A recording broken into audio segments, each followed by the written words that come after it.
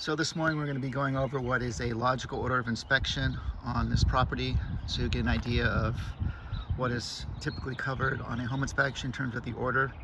The order for a logical order of home inspection is typically that we do is the exterior of the property, roof, exterior, garage, then the attic, and then we go room by room, starting at the top floor, then down to the bottom floor, and then ending up in the kitchen, testing everything as we go. So this is just a good overview to give you an understanding of what's covered on a typical home inspection, what the logical order of inspection is.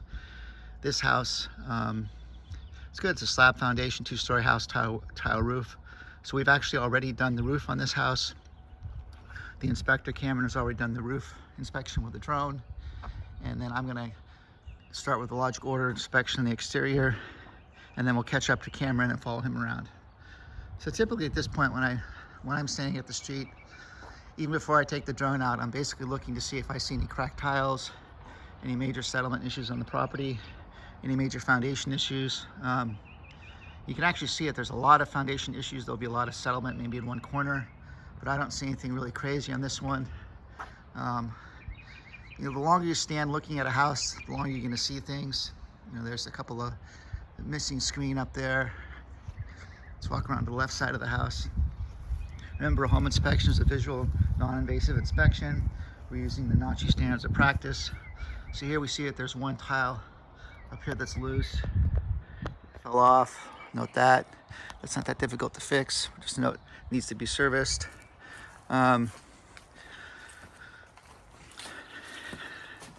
Doorbell doesn't work. Typically, we don't check the sprinklers. It's not on the standards of practice. Occasionally, people ask us to do independent sprinkler inspections, which we do from time to time.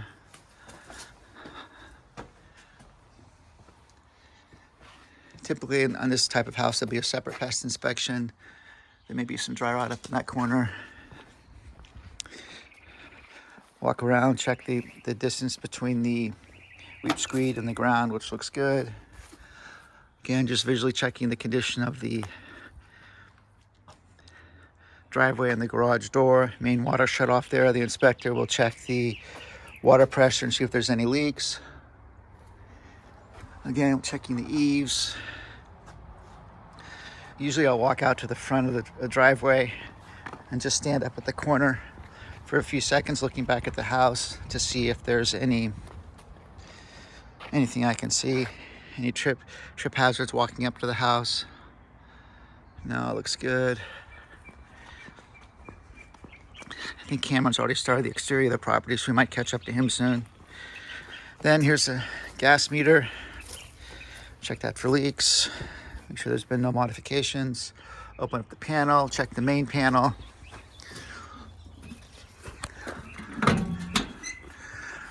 We check the main panel. Usually take the cover off, check the AFCI outlets to make sure they're working properly.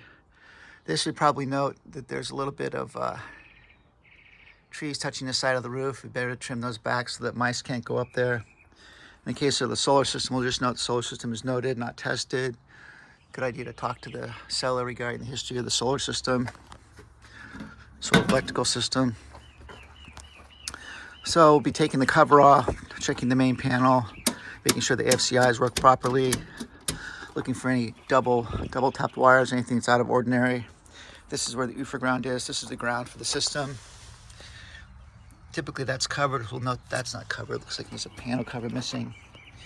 Might be on the ground here somewhere. I didn't see it before. It's covered kind of like that. I'll check the gate. I open the gate so we can walk through easily here. Take a look at the eaves, see if we see anything. Looks like they did some modification to the flashing here. Doesn't look too bad. Side door looks good. I guess I had a screen here at some point. Direct vents, probably for a fireplace inside. Gas coming out there. Again, trim the trees back so they're not touching the side of the roof. Up there's our Mr. Professional Home Inspector. Keep the mice away. I guess they've got at some point they had mice in the attic, so they put these owls up there maybe, or maybe they're for birds on top of this solar. But if you get the, if you trim the trees away from the side of the house, then definitely it's going to help keep mice from going in the attic. So I bet there's probably evidence of mice in the attic, because mice will go up that tree and then jump onto the roof and go into the attic. That's my bet. So on the first visual inspection of the exterior,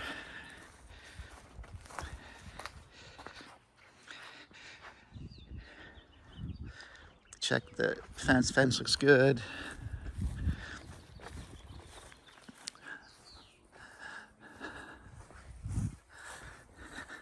Drainage looks good.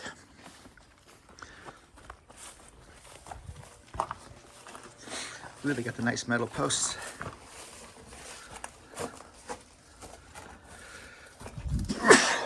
Looks like there's another direct vent here. Maybe there's another fireplace. Hey Cameron, they got the metal posts here. Oh, yeah. That's the one I was looking at this company the other day. Nice metal posts. There's a guy that was installing those posts online, showing how to do it, yeah. And he didn't pour any concrete. He just pounded them in with a thing that went on top of it and pounded it in. Oh, wow. And I was like, I'm going to do that. So I'm watching the whole video, and I get to the end, and he's like, "Yep, this was a great thing for a professional fence post installer, because the tool cost $3 grand." I'm like, oh boy. But someday, if you want to start your own fence company. What was the tool? It just looked like a something gas powered, about the size of a chainsaw, with a cup on the bottom. So you stick it on the top of the post, and then you turn it on and just go, and it goes down like 3 feet. So you stick it on the top? Yeah. Huh. Instead of hammering it, it's just like a pounder. Oh, wow. That's what it is, but it's like $3 grand. Did you find anything yet? Yeah, there's a little bit of moisture staining under Yeah. the soffit. There is some typical cracking in the stucco. All the windows kind of have looks like they don't drain very well off of the top of the window sill up there, I guess you'd call it. Yeah. So I guess when we get on the inside, we'll look at the walls and make sure there's no staining in there, but on all of them, doesn't look like it drains very well off. Missing their screens. A lot of times I take them off so it looks better. Yeah. All right, I'm gonna go inside. So we do exterior. So you do the roof. Logical order of inspection for our company is 1 roof, 2 exterior, and then we do the garage, the interior. That way we can keep a track of things. A lot of times we'll do a pair. We'll use 2 home inspectors on one job, so it's a way to keep track of it. In this case, we're making a video to show everybody. So the first thing I usually do when I walk into the interior is I'll turn the heater on, just because I want to run that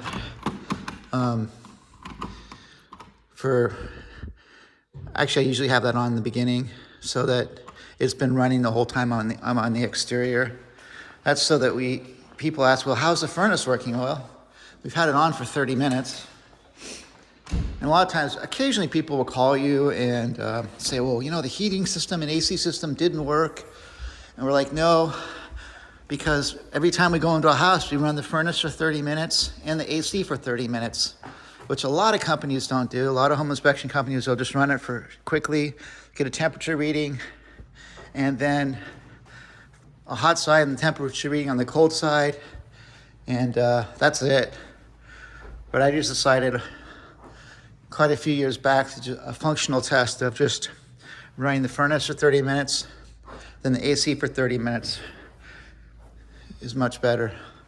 So I'm just looking for another thermostat. I think that's the only thermostat that there is.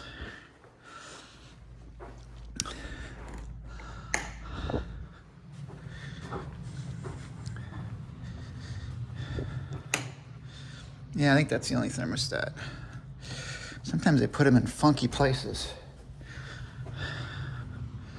Yeah, I don't see any thermostat in here. I don't think there is one. I think there's just one downstairs. Okay, so we got the furnace on. That's good. It's gonna run the whole time we're doing the exterior and the roof and the garage. That way we're gonna get a really good idea of how the furnace is working. And the inside of the house is gonna be really hot. And then when we turn on the AC, it's definitely going to give us a good reading in terms of the AC, how the AC is doing, and how quickly it's changing it over from the heat to the AC side.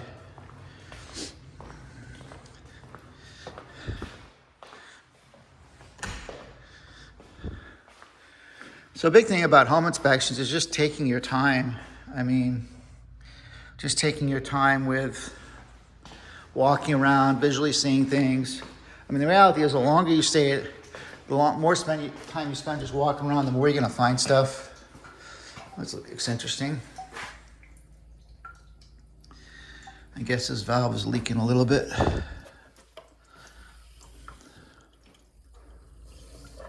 Yeah, it doesn't turn off completely. It's kind of hokey.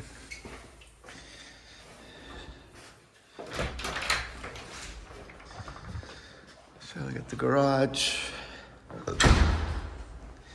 When I walk into a garage, I always check to make sure the spring is not broken before I open the garage door. The spring's not broken, because occasionally what happens is this will be locked.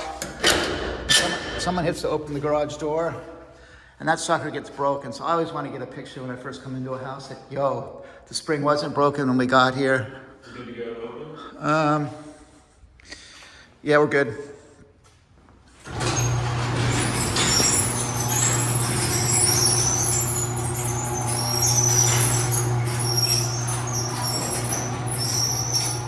You know, I guess the guy had his kayak here.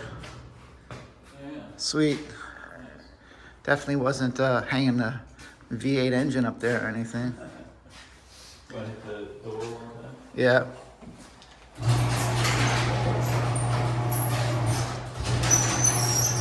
I'm gonna see if this water heater's on or not. Okay. Oh yeah, is this blinking? I think it's on.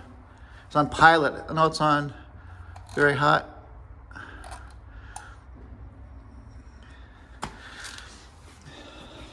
I'm gonna go run the water a little bit, the hot water. Okay.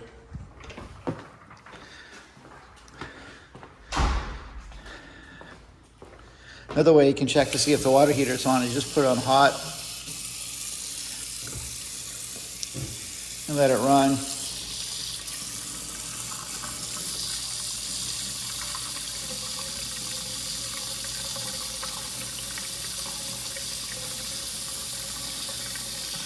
Just to check to see if the hot water heater's on. I already know this one's on, but it's a quick way to check if it's on, producing hot water. See if it starts getting warm. Big thing with home inspections is just having a good logical order of inspection to check things. I remember getting home sometimes and realizing I missed the water heater for some reason. It's usually because someone's in a hurry or there's no time, or I don't know. But then definitely you're like, wow, I gotta do a logical order at the same time. We started going through the home inspection report now and checking everything off and trying to get everything done even before we leave the property. That way we can double check to make sure that nothing is missed, which is always a bonus. So we're gonna go back outside and look and see what Cameron's doing. So typically, when you're doing the home inspection, we'll start at the front and try to take the same pictures every time. Take a few pictures of the interior here, take a picture of the garage door. That way you get in the habit of taking a picture of everything. So if somebody calls you and say, you know, hey, across from the water heater, right below the wall, it looks like there's some kind of tool rack. There's a big monster hole here. Why didn't you get that in the inspection, or do you know anything about it? And you can pull up some pictures from the report and you can verify that this is the area they're talking about. And when we're here, there was no hole. Doesn't happen very much, but that's why it's good to get a bunch of pictures of the garage. Digital pictures are cheap. Check the exterior door.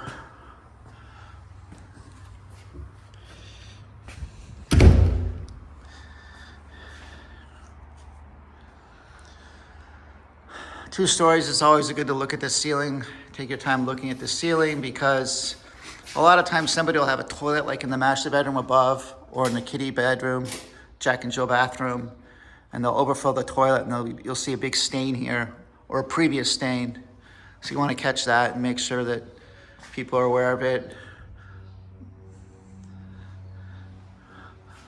Sometimes if it's a previous water stain on the ceiling, you want to be able to explain to people, hey, there's a previous water stain, and we go upstairs and the flooring in the bathroom, the Jack and Jill bathroom, has been fixed already and it's been repaired. So it's a previous water leak. So you just note, hey, if there was a water stain up there, previous water stain noted, suggest contact seller regarding history of repair. So on the water heater, making sure the water heater's strapped, making sure the TPR valve is going out. We see two different ages of piping here, so that tells us they probably replaced the water heater at some point. Check the age of the water heater. Gas shut off. Drip line's here. No evidence of any leaks around the bottom. Looks like there's I wonder if that's a kind of vent this is. Ooh, it's a hot pipe. There's a vent going out here. Oh, that's the direct vent for the water heater. So that looks like it's combustion air here and direct vent. Well, that's interesting. I've never seen one of those like that before. So the direct vent going outside, I'll show you what that looks like out here.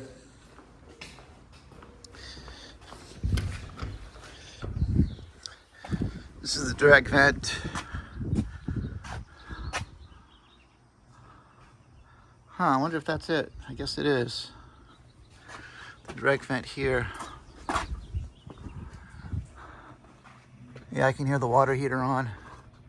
You can measure back 1, 2, 3, 4, 5, 6. Oh yeah, it is like 6 back. 1, 2, 3, 4, 5, 6. Yep, that's the direct vent.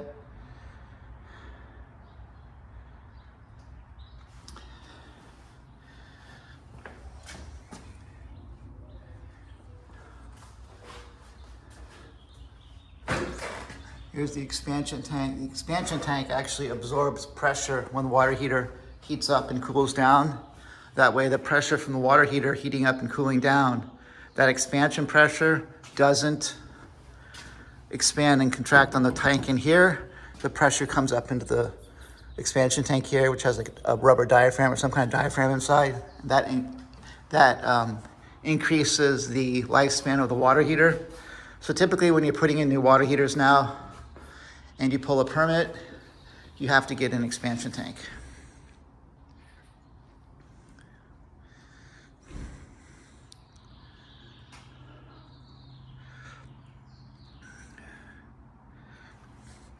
So we're gonna see if we can follow Cameron around for this whole inspection and just give you guys an idea of the logical order of inspection. So this is a home inspection video for those who are interested in just seeing kind of the logical order of inspection, what's checked, what's not checked. Another good thing is they use the NACHI standards of practice, which is a good list. We'll probably put a link for that below this video somewhere or attach it to the video at the end, which basically gives a list of what's covered and what's not covered on a typical home inspection. In California, a big reason they came up with the home inspection industry, when it started was so that you could hire somebody who could just come out and check each system independently and check each system, check the whole house, and give you a basic overview of the house. The 3 Ds of inspection are discover, document, and defer. So you discover the issue, like if, let's say the water heater wasn't working, you document it's not working and you defer it to the appropriate person to service it. So a typical home inspection is if something is inoperable at end of lifespan or a safety hazard. So if Cameron turned on the AC system and it didn't work, he'd take a picture of it and say, AC system inoperable, needs to be serviced. Or if the AC system was 30 years old, you just say nearing end of lifespan, needs to be serviced. Or if there's a safety issue, AC system noted, safety issue, needs to be serviced. So that's it. A typical home inspection is not a code inspection. A lot of times people ask, well, is this up to code? I was like, I don't know.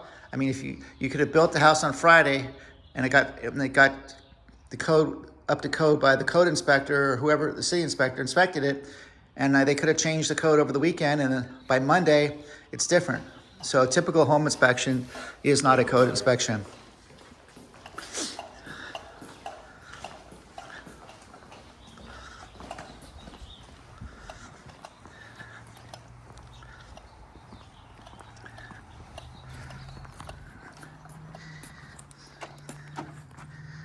Handy dandy inspector vehicle.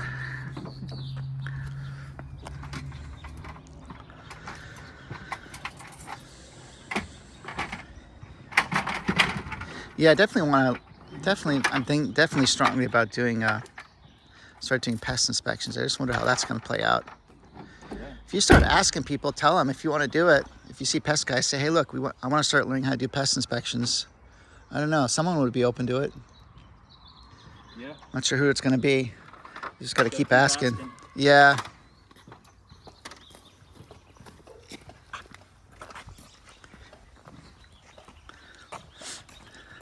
But you only had to ask your fiance once, though, right? Yeah. You didn't have to keep asking. Just once. Just once. She's a keeper. And so what's up with any updates on your container house? Did you lock the van? He's a country boy. Lock the car. I left the keys in the ignition with the door open. If you're gonna steal it, don't break the window. Exactly. I used to do that a lot, though. I go places and I would just leave it unlocked. Why is that? Well, if they're gonna steal it, I don't want them to break the window. Yeah, living out in the country too much. I used to live out in 40 acres. They don't even lock their house ever.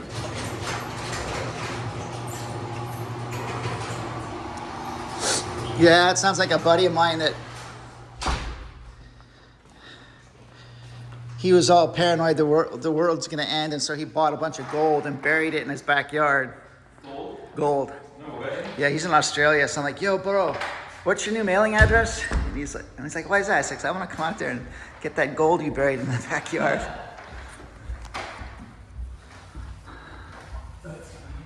Yeah. I guess it's funny till it's not. Did you see those? So yeah, we're upstairs. We got the furnace on. Furnace has been running for a while. There's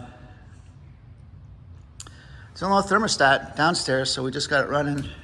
I mean, no thermostat upstairs, so it's just one for everything. Looking for the attic? Yeah. You can hear a little bit of noise for this furnace, so you can tell that basically the filter needs to be cleaned. It looks like it. Yeah. I bet it's in the master bedroom. Is this the master? I think so.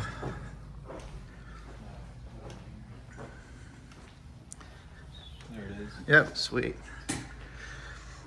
Home inspector test number 1. Can you find the attic access? Definitely we can feel the furnace is working.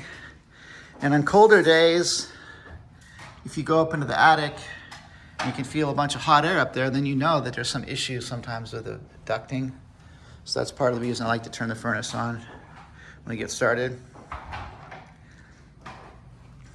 Hey, thank you for calling. Have a good day.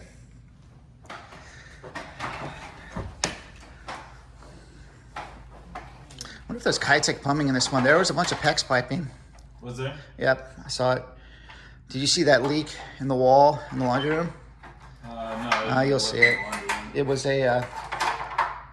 just the valve wasn't shutting off all the way, so the 2 hoses for the washer and dryer, for the washer, were stuck in the drain line because they're dripping. I saw they had Yeah. the wall cut out a little bit. Yeah, I think that was it. I'm not sure why they did that. And then I just saw the pecs there. But guy called me or emailed me and called me. Remember the one we did over in, where was that? It was in Sacramento, but Is that the one with the roof? And it had a garage and a front door? yeah, exactly. No, the guy that was walking around with us and asking a bunch of questions, and he was like, "Yeah, I just want to make sure I know. You guys are showing me around. I want to know stuff. My wife's gonna ask me questions." Oh yeah, that dude. What did he call about? There was like some staining on the trim board in the laundry room, Oh yeah. and I put the moisture meter up there, and it gave a pretty high reading. Yeah.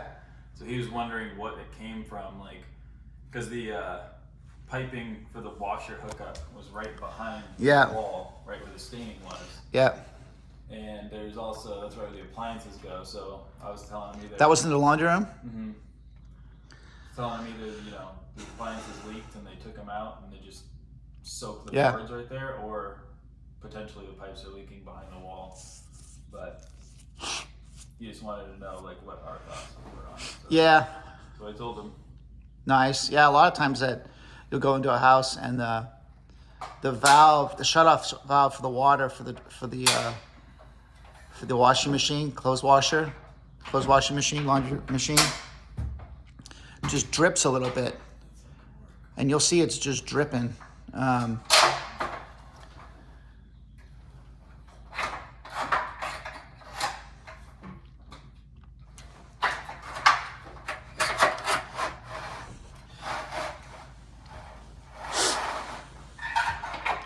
Yeah, sometimes I open the hatch up there and then I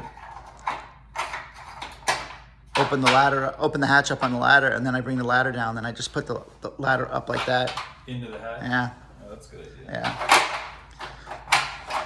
I had to take a special class for that. How to get into an attic house. Yeah. That's almost why I want to buy one of those telescoping ladders. Yeah. Just because it's easier for like little tight,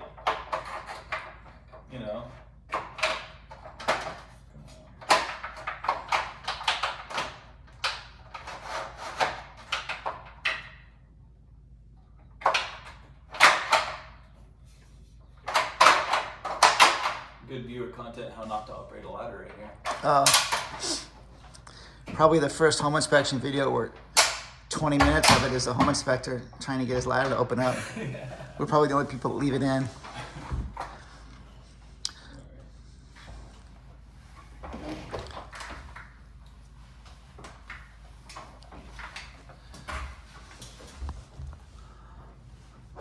Yeah, that's an attic.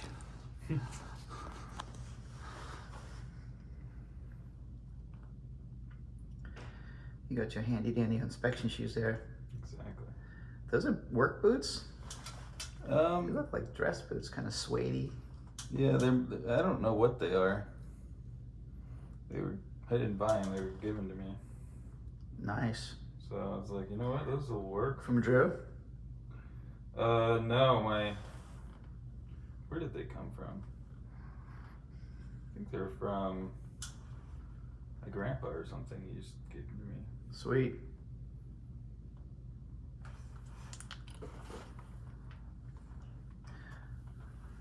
Well, he found out you're going to be a home inspector. He gave you some new boots? Yeah, he's like, you're gonna need these, son. Really? He did? No. Oh, okay. I was going to say, man, that's a good one for Gramps.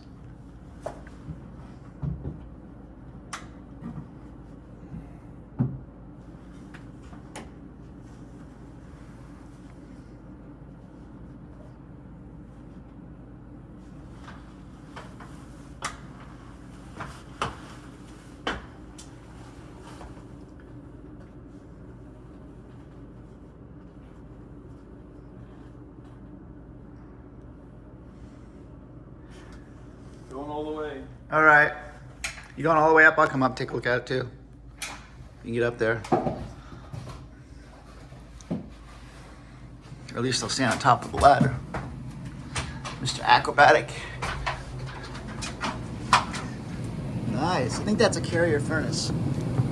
not sure. Might have to look up the serial number, but I think it's a Carrier. It might be. Yeah. This thing's all loose. Yeah, that's not unusual. Duct tape on there. See, that's the PEX. So you put in PEX piping or whatever kind it is, it'll say right on there. I don't think it's Kitech because of the color. And see, in this, we'll probably see this kind of piping coming down into the walls out at the bathroom.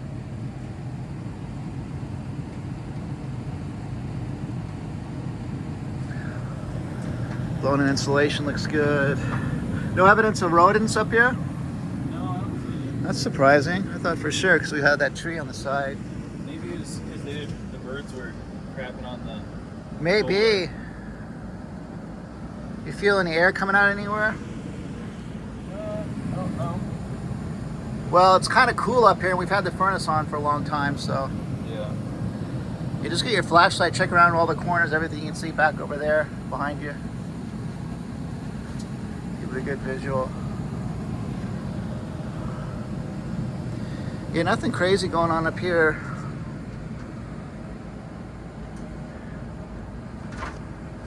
You got 2 sets of eyes on this one, 2 sets of flashlights. Looks like it's all PEX. It looks like it's all the plastic PEX piping. Yeah. Going all over the place.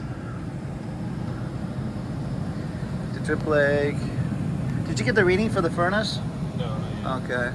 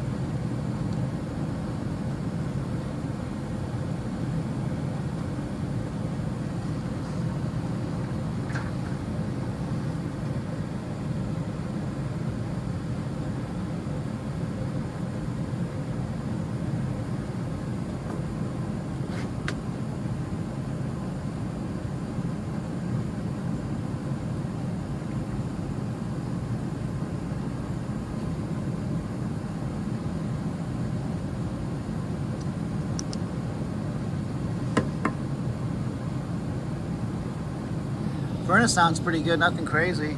Yeah. Sometimes you go into the attic and they're just making a hellacious noise. They're like, why did you write that up? Well, it's making a hell of a lot of noise and I don't know what's going on with it.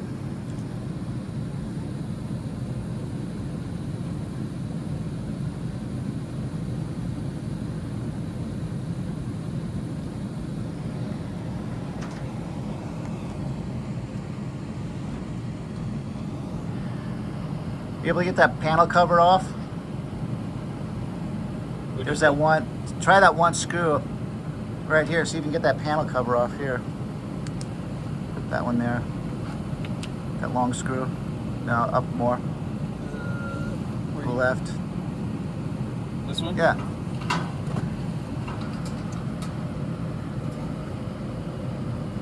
Sheet metal. You gotta look on how the sheet metal is there. Yeah.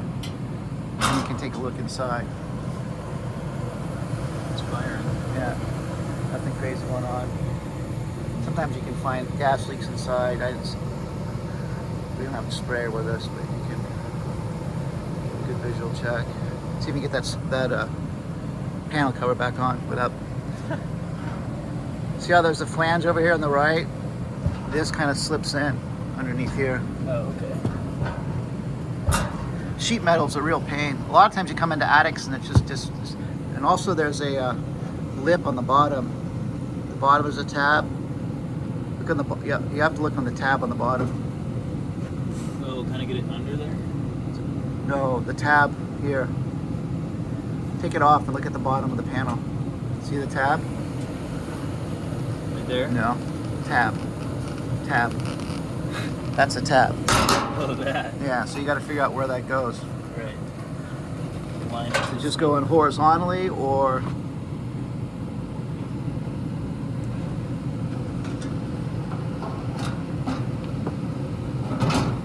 See, I think the tab got bent at some point.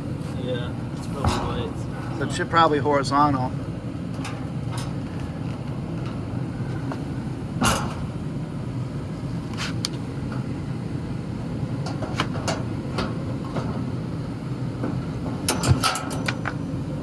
Nice.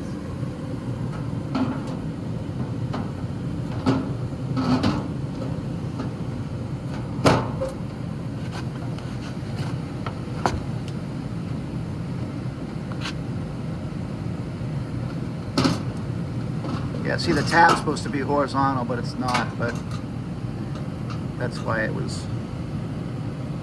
That's where it was, so that's where I'm gonna leave it. Okay. So you see the tab on the bottom? That's Yeah. why it's not going in correctly, because the tab is bent down. Right. The tab's supposed to be horizontal. I don't know where. Oh, just goes straight in. Yeah. But that's why it's not sitting in properly. There we go. See? Learn something new every day. Boom. See if you can get that screw in too.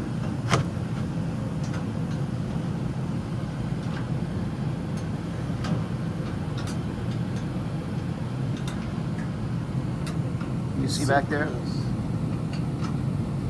those are a pain.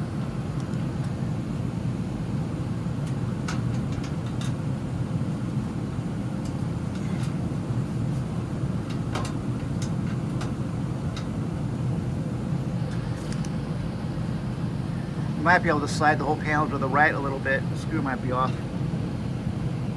The screw's a little bit low, I think. I think the screw might be too short or something. It's far away from where it needs to be. All right, then just leave it like that. It's fine. It's all tight.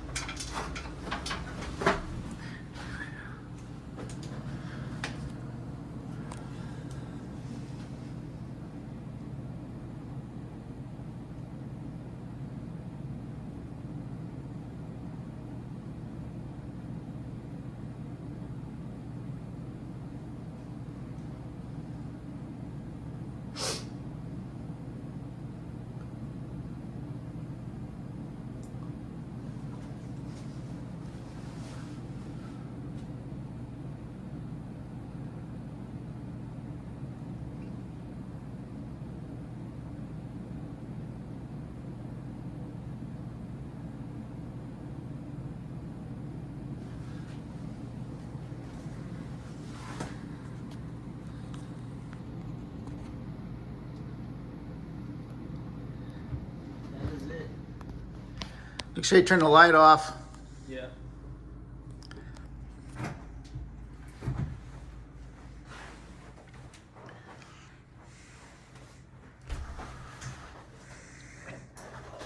So that is it for the attic inspection. I had the furnace on. See if we can find any leaks up there in the vents. Anything crazy going on with the furnace.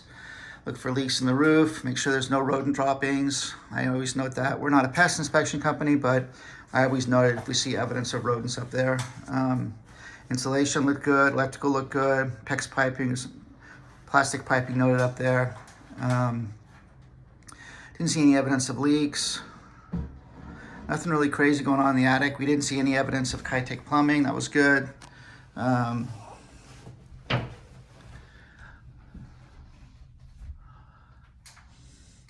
So now probably see if we can get Cameron to get a quick reading, some readings on the vents for the heating system. So then I can go turn the AC system on. Well, he's showing us how to operate the excellent $95 Costco, Walmart ladder. It's probably the best ladder we've ever had. This is It says Costco on the side, so I guess it's a rip-off of Costco's name. Yeah. Missing the T. Is there a T though? In Costco? I think there's this. I think this is actually the right spelling, Costco. I think you might be right. But I didn't realize that for a long time because I was saying Costco, and Yeah, 'cause my kid's like, Papa, you need to like learn how to read. Why? It's not Costco, it's Costco. I'm like, what?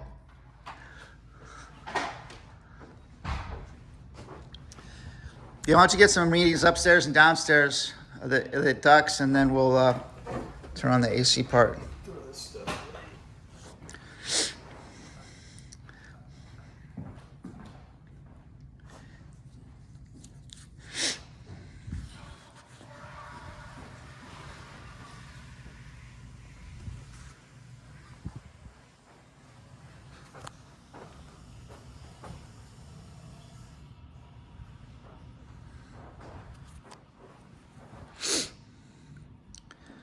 Did you see that inspection on Wednesday? Which one? The triplex? Yeah. I think it's Tuesday. Is it Tuesday? I think so. That's for, what's his name? The last? Are we doing like a sewer line on it? Yeah. Okay. So there's 2 sewer lines? I don't know. It's for the guy who did the triplex. Yeah, for yeah. Down in Minnesota or wherever that was last time.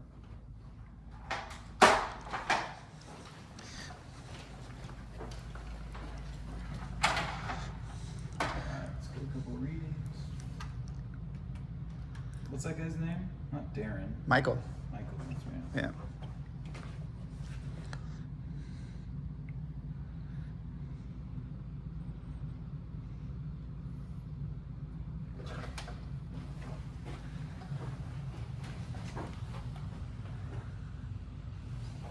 What's the reading on that one? 117. All right, show the folks at home how you do that. Hold it up there. Sweet. Nice. With a reading, show it with a, put it up there again so we can get a picture of that.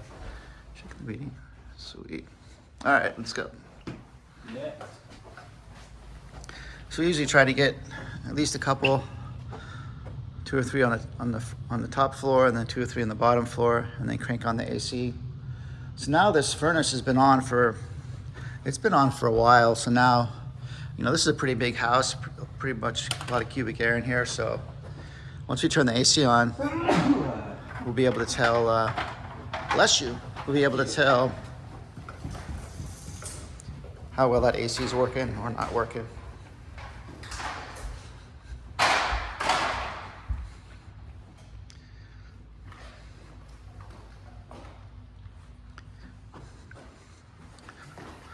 Nice.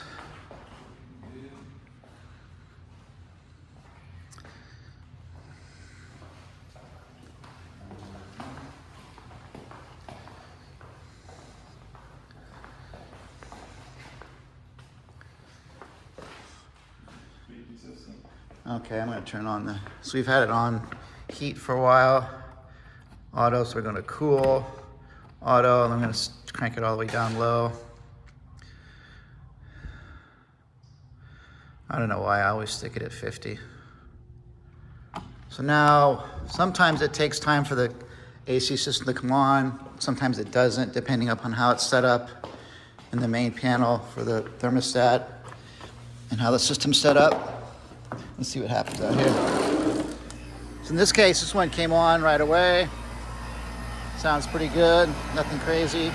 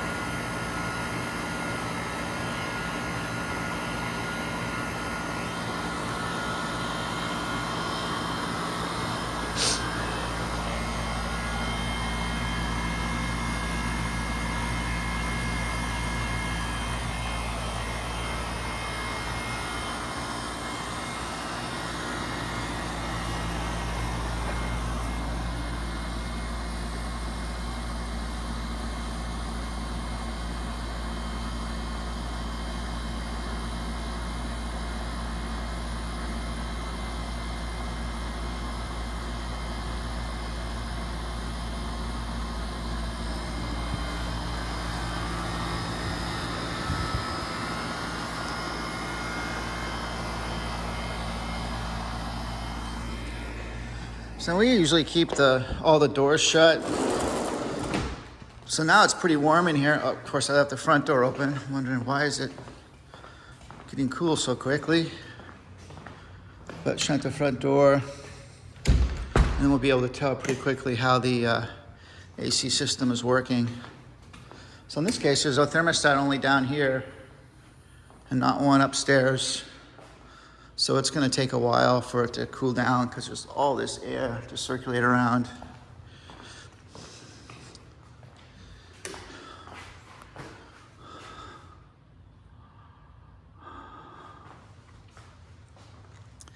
When I'm in a house like this, I usually take a good look at the ceiling because a lot of times when there's a ceiling that's so large like this, when burned out light, I guess, there'll be cracks in the ceiling, and I'll take a picture of it just to note, to let people know it's just typical cracks noted. You know, the house is not falling down, it's not structural, just so people don't freak out about it. Look for staining.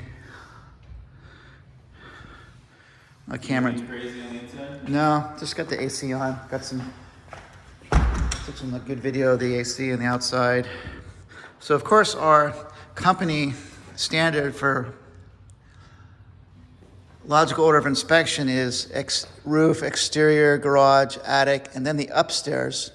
But we always have some rebels that want to do the roof, the exterior, the garage, attic, and then the downstairs first. I'm not sure. I mean, I don't know. We'll have to have a company discussion about that.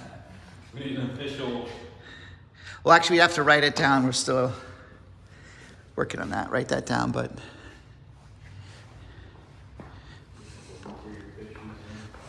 One good thing is always a check for the interior on a two-story like this is the ceiling. You know, I don't know when the last time they painted this, but check for any stains. Worst thing that happens is the realtor or the buyer walks in. They're like, "What about that stain?" And I'm like, "What stain?" "The one right there." And like, typically, I didn't get to that room yet. Code for I missed it. So you just see one light up there that's not on. That's about it. But I don't see any staining on the walls from those windows, below the windows, which is good. No staining on the baseboards.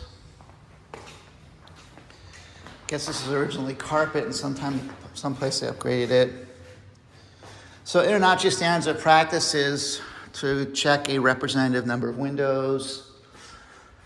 So where are we to now, Mr. Home Inspector? What's your logical order of inspection? We're following the company. Oh, okay. You know, I gotta We're gonna start with the left side over here and just work your way around. do the whole thing. Yeah.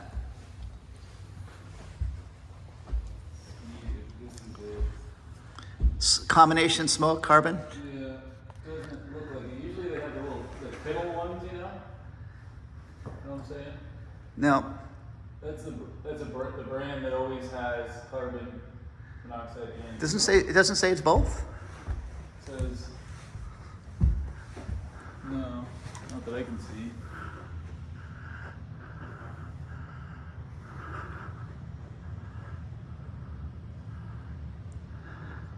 That's crazy. Is there another carbon monoxide detector somewhere? Might have to get a ladder and check that one out. The same one. Yeah, I don't see any marking on it.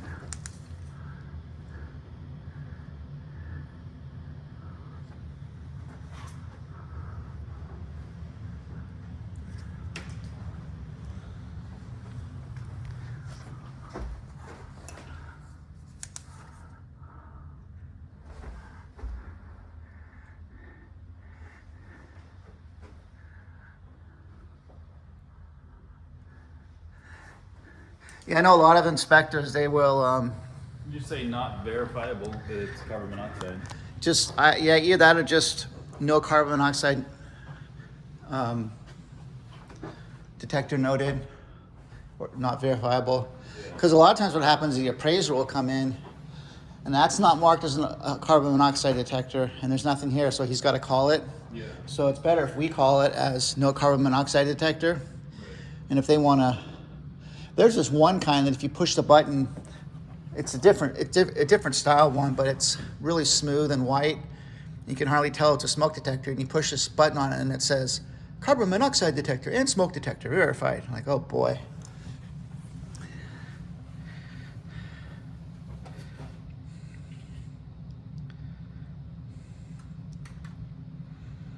Definitely have to put the whole Nachi standards of practice at the end of this.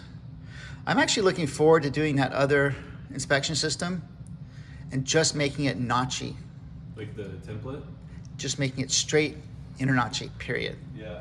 Make life much easier, because then you can add stuff that you see, additional things, but then it really makes it so it's more succinct for the buyer. Yeah.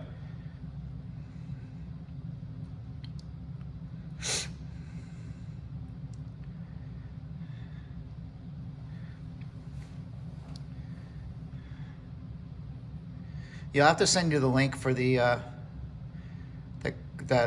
container home site I saw. Yeah. It's a place out of Texas, and they do all sorts of engineering and all sorts of things. Okay. Yeah, send it to me.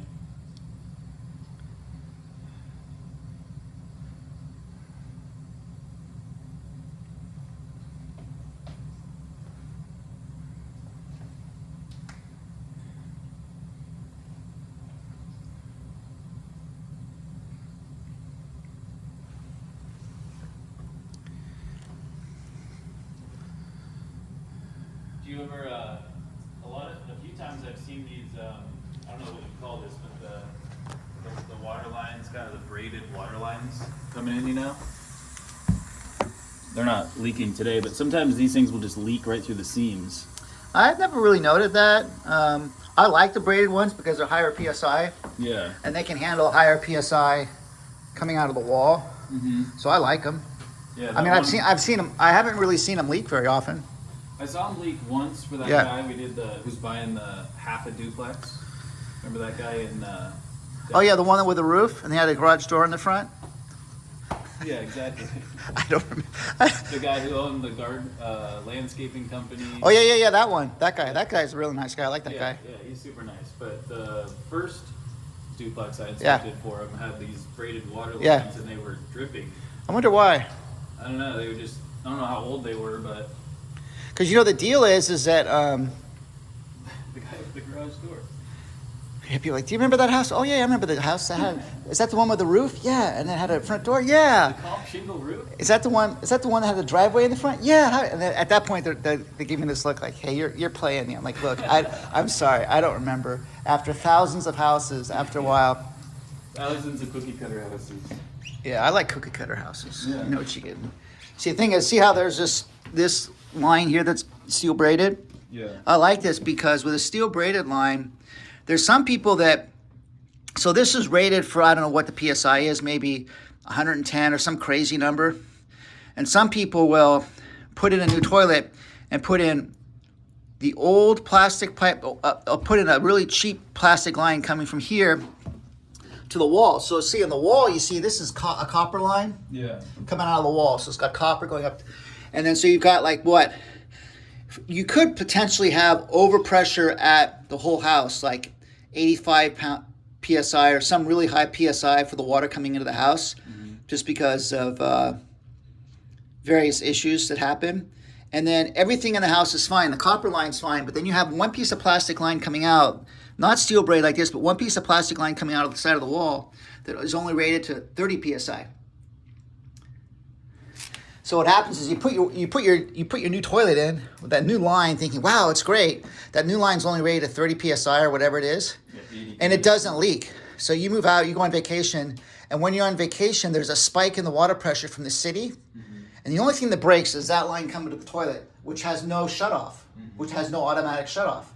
So the whole time you're gone, this line from the brand new toilet, but you decide to put in a cheap line, is leaking everywhere. And I've seen that happen. No good. No bueno. Lesson learned, don't go with the cheap stuff. Yeah. Well, I had a friend of mine in San Jose, Bruce, who on a Friday, a realtor called him, and he went out to the house, and the water was off to the house. This is back when there's a lot of foreclosures. So the water is off to the house, And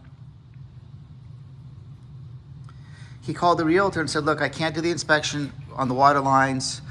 You know, the water's off. And make sure that, and actually he didn't, I don't think he went into the house. He just got there early.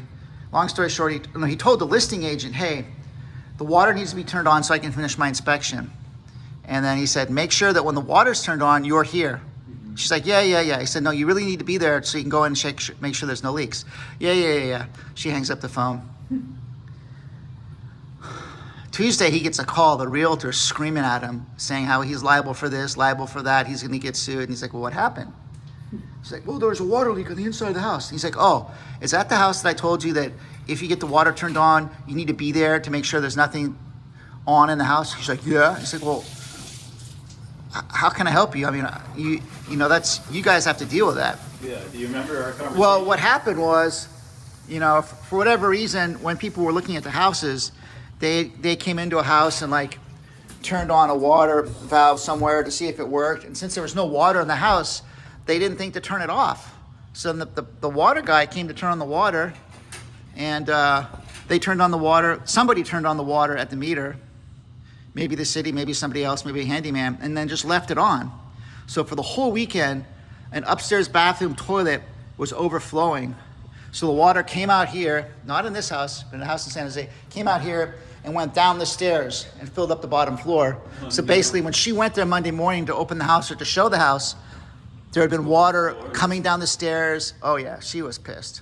Oh God, that's worst case scenario. So that's not even worst case scenario, dude. Worst case scenario is gas leaks. Oh yeah. That is the worst case scenario. Really? I mean, water's nasty, but blowing things up is like, that's why after a while you get to be a little bit paranoid. Like, is the oven shut off? Yeah. Double, triple check that. All right, I'm gonna go run out and check the AC again to see what it sounds like. Okay. We'll catch up with you. So a lot of times I like to run out and take a look at the AC. The AC's been running out for about 15 minutes. It's getting nice and cool down here. But I want to see, how does it sound?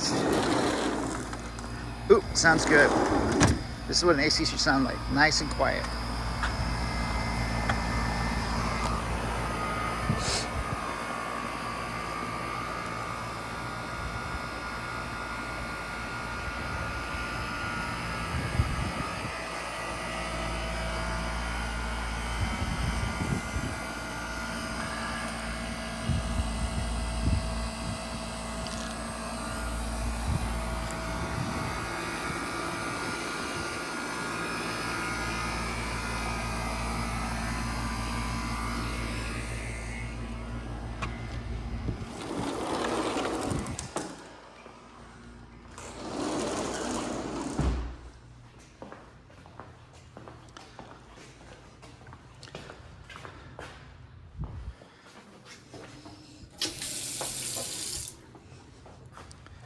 AC is nice and quiet.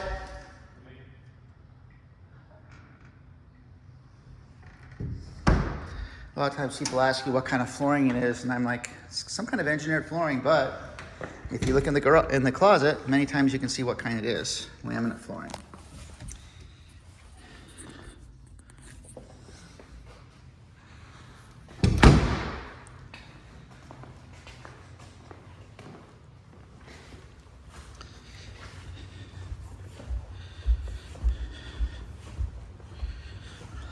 Yo, I watched the entire Mr. Beast last night. Joe Rogan, the Mr. Beast.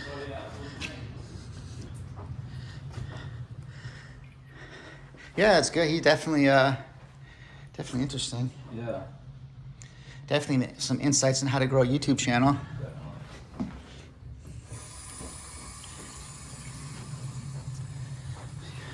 He's like, it's better to make one interesting video than 10 boring ones. Right. So I was like, I've got like, I sure know how to post boring videos, so that's, that's the first step. That's first step, You know. Room for improvement. And he has a whole channel, which is a reaction channel, Yeah. which He's is got crazy. All these different channels. Yeah, I think we got. I think I want to make a reaction channel. You gotta make a Spanish channel here soon. I know Spanish, Chinese, Yeah. Vietnamese. And he said his strategies. He got somebody for the Spanish channel that translated Spider-Man. Yeah. So a lot of the comments like, "Hey, is Mr. Beast Spider-Man?" Yeah. You gotta get So they got some Japanese anime guy that's going to be doing the Japanese one. So Yeah. he's like smart. So he said when he does that, the people are going to. He said they're going to freak out. Well, the technical thing says he said when the Japanese translator, this Japanese anime translates to Mr. Beast, he said they're going to lose their shit. Yeah. That's what he said. Yeah. So I'm just turning the hot water on. See if we got hot water coming out. Oh yeah, it's definitely hot.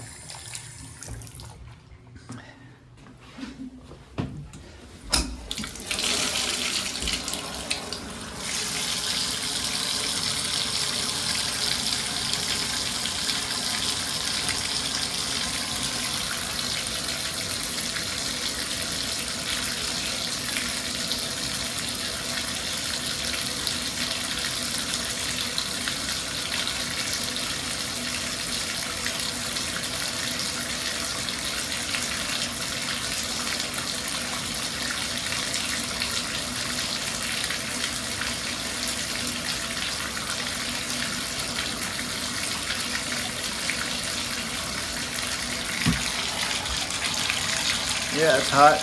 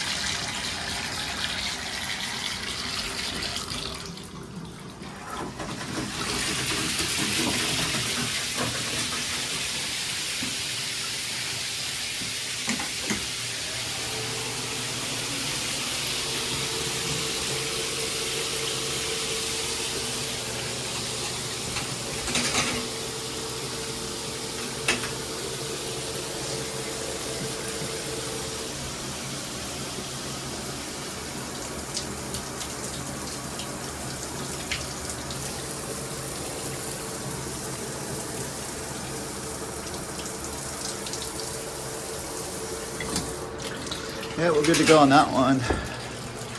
Fan's good. GFC outlet's good. A little bit of wear and tear on the cabinets here. A little bit of stain here. Most of the time, cosmetic issues are not noted. Sometimes you will. Sometimes a buyer will come in and they want a lot of cosmetic things noted on the report, and we basically tell them, you know, cosmetic items are not necessarily typically on a home inspection, but for your records as a courtesy, we'll put it. And then also explain to them that basically when the report comes back to them, it's between them and their realtor to decide, you know, what they're going to do with the report. It's not really our job to ask them what they should ask for or not ask for in the home inspection when they ask for repairs or whatever they ask for after they get the home inspection back.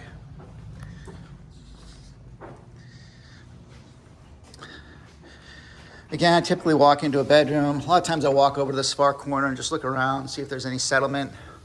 Look at the ceilings. We already had the fan on. Again, there's no thermostat up here, so there's just a thermostat downstairs.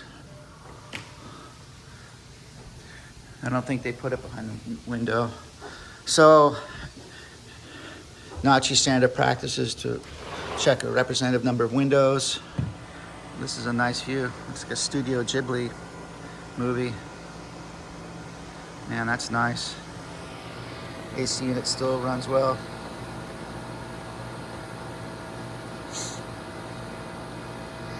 Backyard looks good.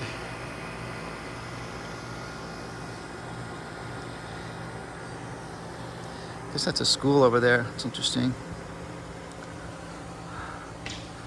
Nice place. These look good.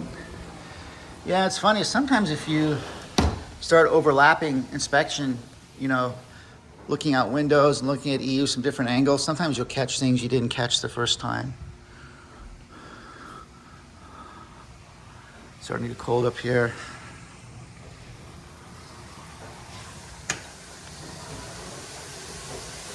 Got an hour and 5-minute video now. Already. Record. Yeah, see, we're gonna get out of here before 2 hours, hopefully. Well, technically it could have been longer because you did a bunch of work before we got the house open. Yeah. So you see those copper lines coming out of the wall, so it's probably copper in the wall and PEX going up. Yeah.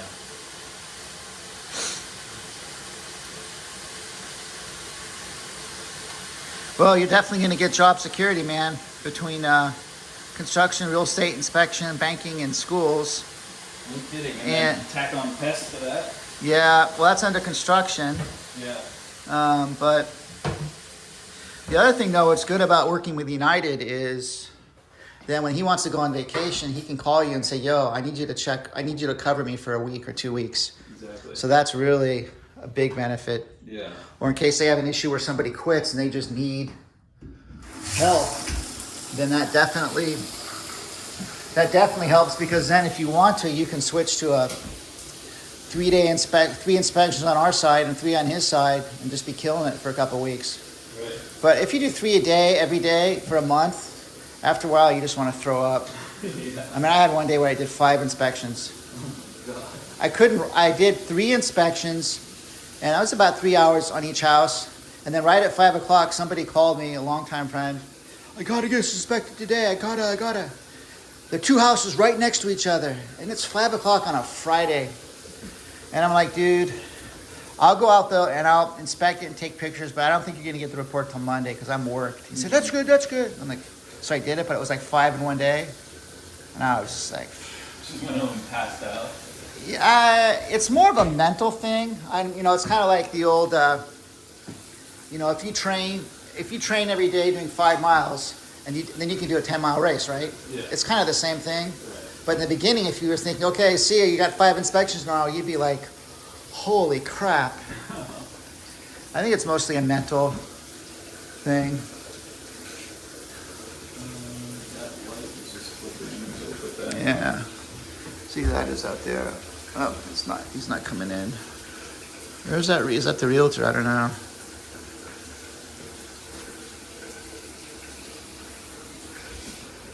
Water's really hot. Yeah.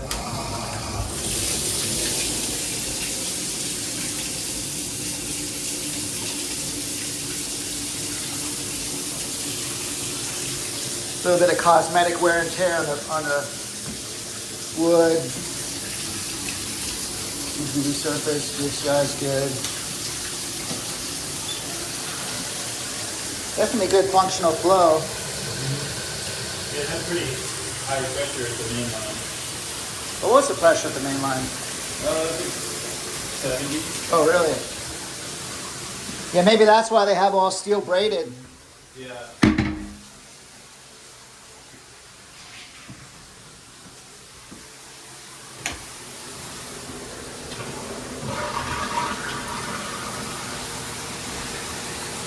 People ask me, do you think I can be a home inspector? I'm like, do you know how to flush a toilet? I'm like, yeah, well, you just have to learn how to do 100 or 500 of things like that. The water heater is either hot or not. It's either leaking or not. Yeah, if you can find out, if you get see if you can get that, you can tell, what's his name again from United? Dennis. Tell Dennis you want to get ready to do pool inspection, so if he can send you a copy of their form set. Yeah. There you go. And does he do sewer line? Yeah. Do the same thing with sewer line. Yeah, well. and then and tell them can we use it? We'll put our name on it, but then our guys will know stuff. Yeah. And if he wants to, tell him to send over a copy of his form set, and we'll see if we can use it. That way we know we're kind of on the same team. Yeah. When we're doing I'd that. like to see the sewer line report because we just got ours from, doing some work on it. So. But the amazing thing though is when you network with other home inspectors, they'll say stuff and you'll be like, or I'll be like, wait a second. I've been doing home inspections for over 15 years and I didn't think of that. And he's like, oh yeah. I'm like, oh my God, I'm glad Bruce does that to me all the time. Don't you know? I'm like, no. Well, people just learn different stuff, but you definitely learn. It'd be interesting to see what his report looks like. Yeah, one of the things that I thought was funny is, you know how we take a picture and we draw a little arrow to whatever the defect is?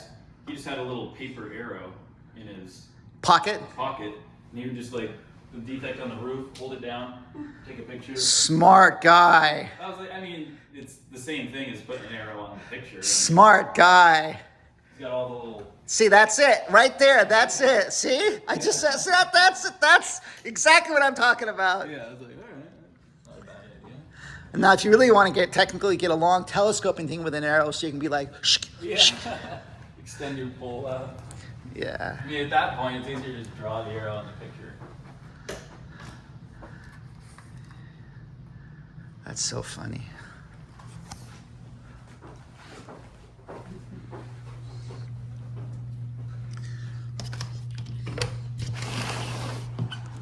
Cracked tile over there.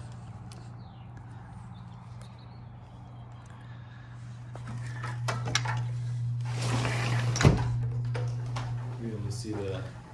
I couldn't see the other side. Maybe look over here. Oh no, I can't see it.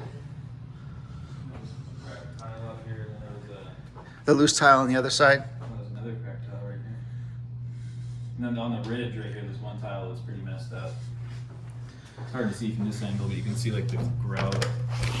So it's basically typical maintenance. Yeah. Cracked tile there. Cracked tile there. Cracked tile there. Let me get a better picture of this one. Yeah. The drone picture doesn't look good.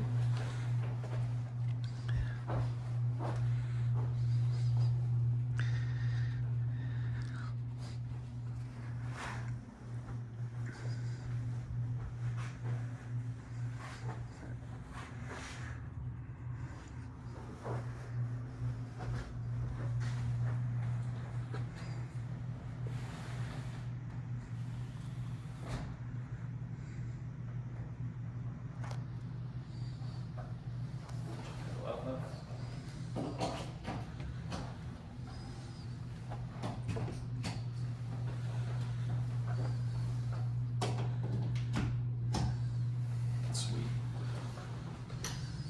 We done up here? Yeah.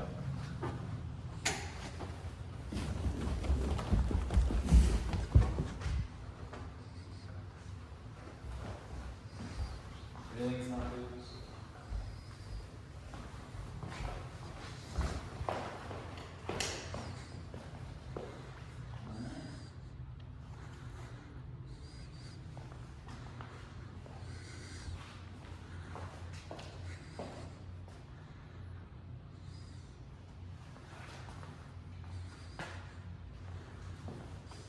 Yeah, Mr. Beast is like the man.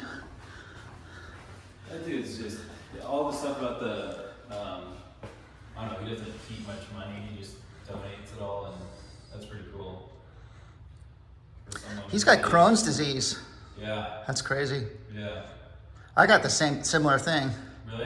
You Yep. have Crohn's? You been diagnosed with anything? Well, something that's simple to anybody. Let's not disclose all my medical condition on our YouTube video, Oh, come on.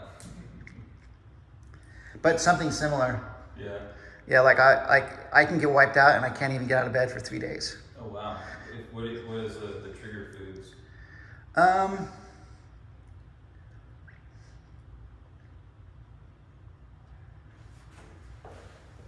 Well, Or is it just kind of random? no, it's not random. Definitely what can trigger Crohn's disease or diverticulitis or something similar to that is artificial sweeteners. Artificial sweeteners like aspartame or whatever they put in Diet Mountain Dew. Aspartame? Aspartame, yeah. Causes inflammation in your body, Yeah. especially in the digestive tract. Yeah. So basically, at some point during the summertime, about 10 years ago or so, I mean, in the summertime, I can easily drink a gallon or 2 gallons of water. So basically, I was drinking 1 or 2 liters of Diet Mountain Dew a day. So basically, I ended up in the hospital Oh no. with diverticulitis, and the doctor did their exam, and they basically said, well, because of the location, we're not going to operate. But if it had been like an inch to the right or left or something like that, he said, we would have taken out a large part of your large intestine. Oh god, they make that whole bad. Yeah, well, I don't know. And then I called a buddy of mine in LA who had something similar. He's like, yo, doctor's full of shit. Come down here to LA. So we went down to LA. Oh, definitely window issue. Long story short is there was a doctor in LA that specializes in that kind of thing. And he came up with an herbal remedy. And I went to his office and I got the herbal remedy. And within like 3 days, all the symptoms were gone, and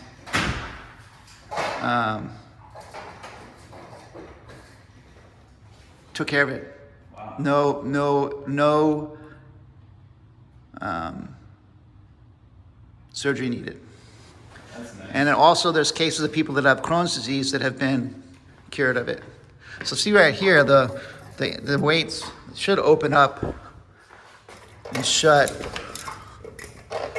easily. You know, it should stay up like that. Yeah.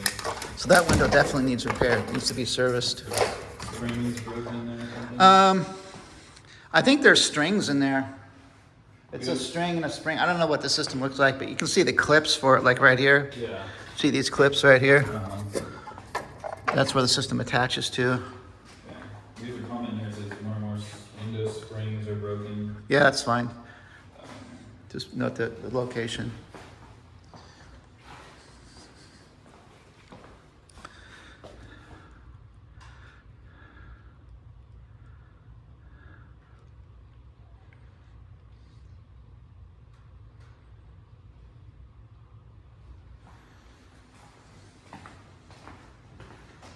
Yeah, it was interesting. Mr. Beast has definitely got Crohn's disease. And he said the way that he's treating it is basically, It's a very limited diet. no, they give him medicine that basically turns off his immune system. Oh yeah, that's right. That's So then it's kind of a wonky way to treat it, because then basically he said it's easy to get sick, Yeah. but because the immune system isn't whacked out, then he can function. And I was like, oh my God, you're kidding me, man. Yeah, That's not the way you do it. not ideal. Yeah. So your doctor gave you some kind of herbal remedy, or? Basically it's, you take tablets, right? Like normal gelatin tablets that got stuff on the inside. Mm-hmm. And it's, inside of it, it's got pharmaceutical grade charcoal, which just absorbs things out of, absorbs toxins. And then it's got all these different herbs that kind of reduce swelling and clean out your intestinal system. So basically, because our diet generally in the United States is such a toxic diet, that's why people get things like colon cancer and have problems with immune system. So basically, you take those 10 of those tablets 5 times a day, and it basically absorbs all the toxins out of your body. Like it'll absorb metals and all sorts of stuff. And totally, so if I take that medication, Normally, you know. yeah, so I usually take that all the time, and then that pretty much deals with it.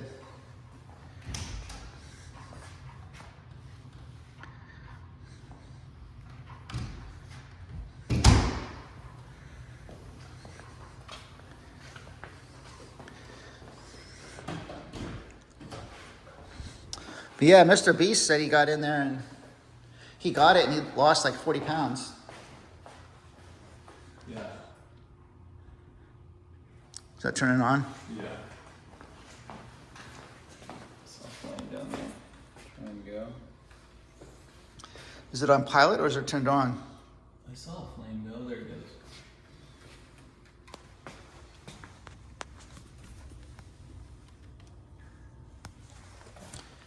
Sweet.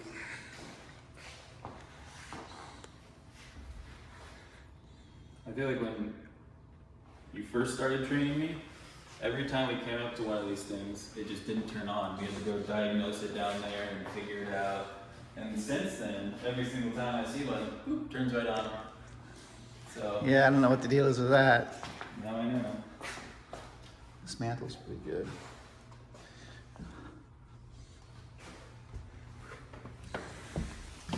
Definitely getting enough B-roll today.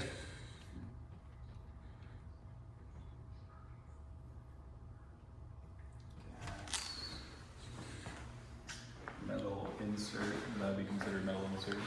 Yeah, I think so. Or gas insert.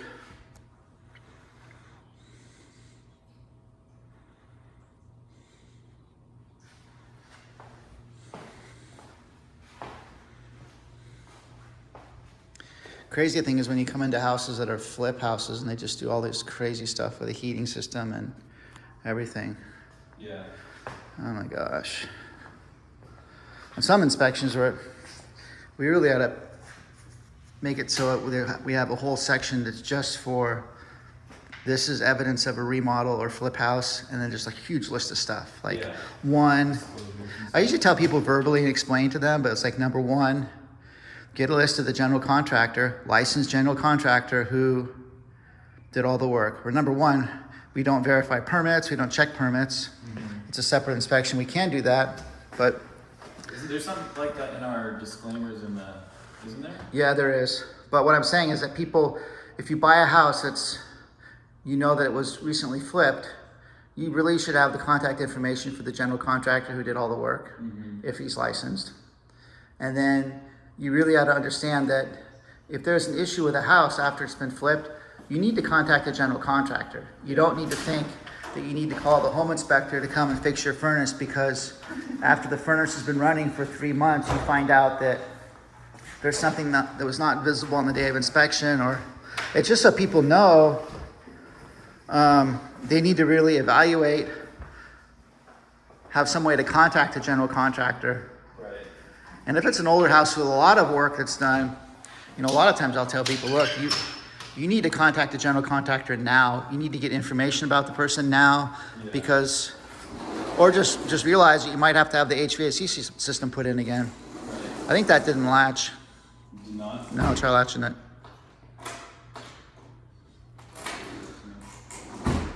And I just guessed that because I had to take this board out when I opened it up. So I said, oh, I bet the latch doesn't work.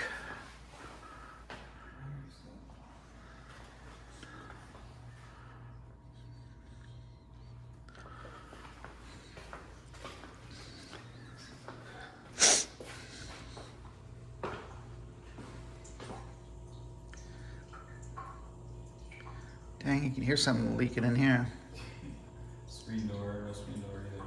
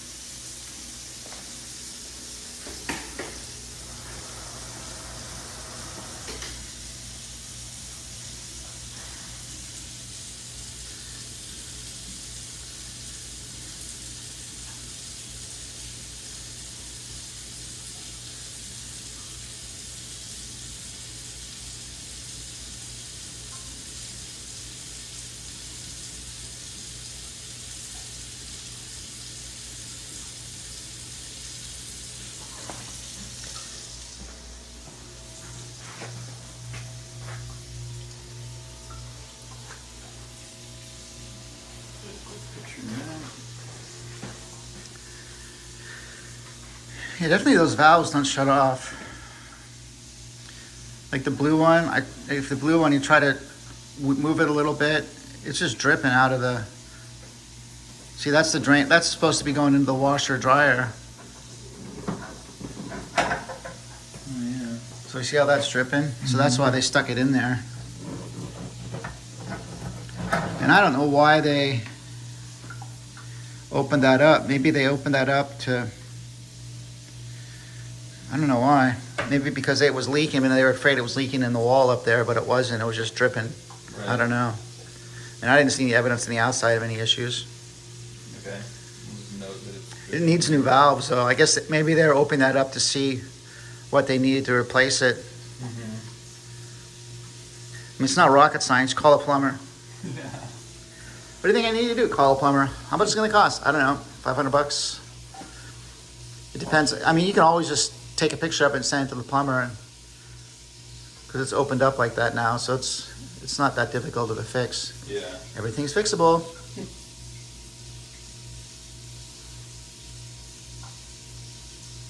Needs to be serviced.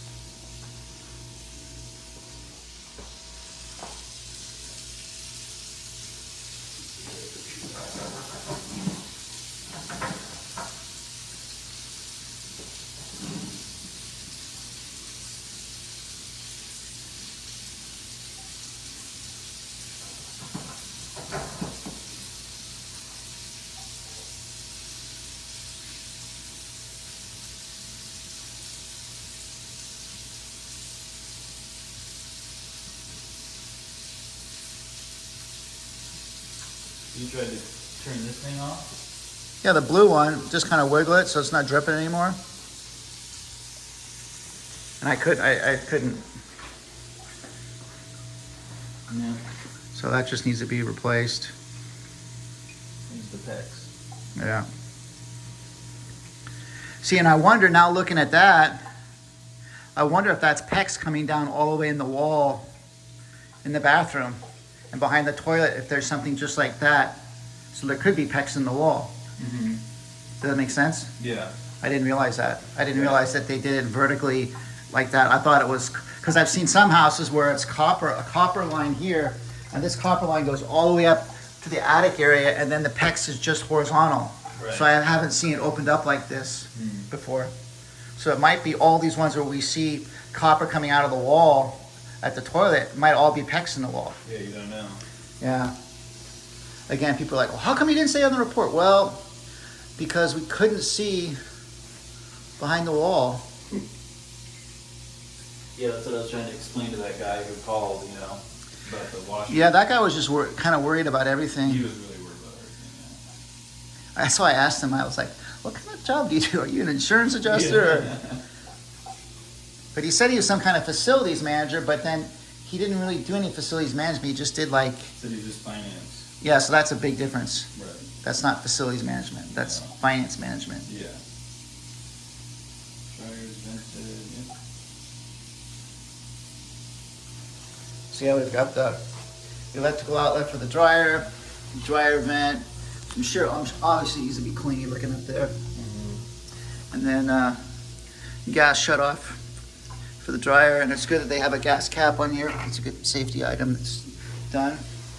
So it can either be gas or electrical, which is good. 220, 240 volt. You know what's interesting is I haven't met a single home inspector that actually tests those outlets. Really? Yeah, and it's not on any standards of practice to check the voltage of that, and I think it's because it's such a high voltage thing, they don't want people sticking their testers in there. Yeah. I know somebody that did make a tester. I used to use an ohm tester doing facility management on big machines, but then when I started doing home inspections, the home inspectors I went to were like, no, you can't do that. We don't want to start using those kind of tools on home inspections. It's beyond the scope. I'm like, okay. So I never did. All right then. But it'd still be cool to make a big plug-in one that just lit up. Yeah. So at least you can. Kind of like an Internachi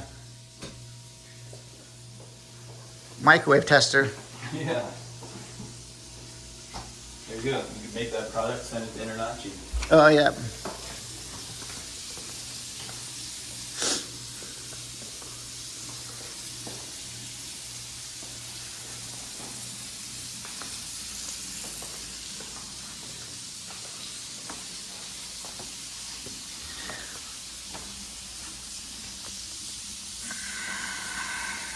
it'll feature your character. Oh man, They're like, wow, it's gonna look like he's. what a beautiful kitchen. What is he doing in the bathroom there?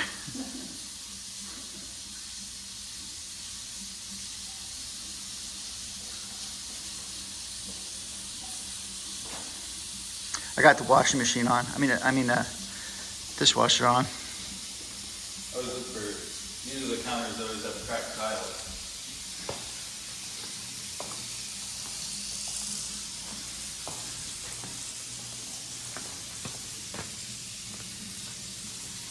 I guess that's where the refrigerator goes. Yeah.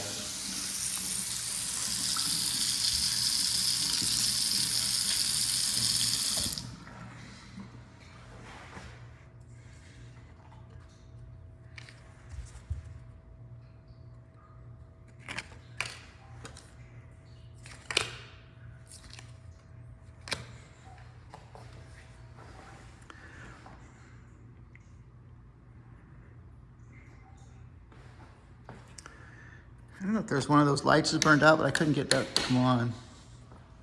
Or maybe it's these three over here. It's a different switch.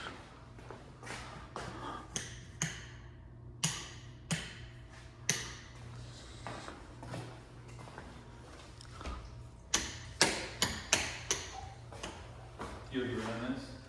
It's running right now, I think. Yeah, I don't know if the deal's with these lights. I can't get these to come on. Or maybe it's over here. Doesn't look too wet in there.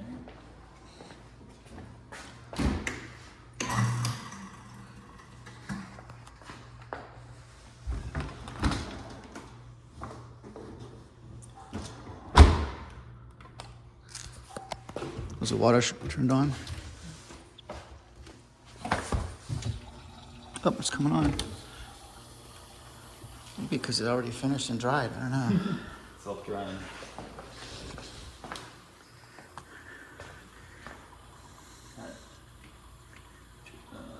Washer line looks all nasty.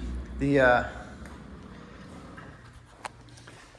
line from the dishwasher. Yeah, it's all bunked up.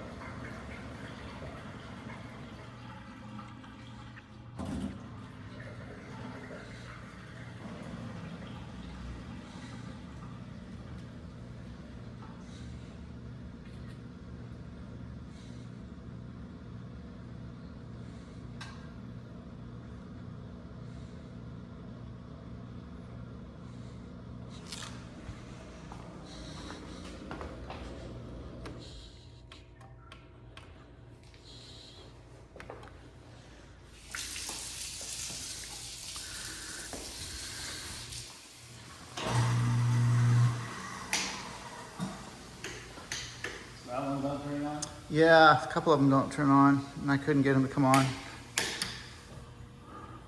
And also a couple over there.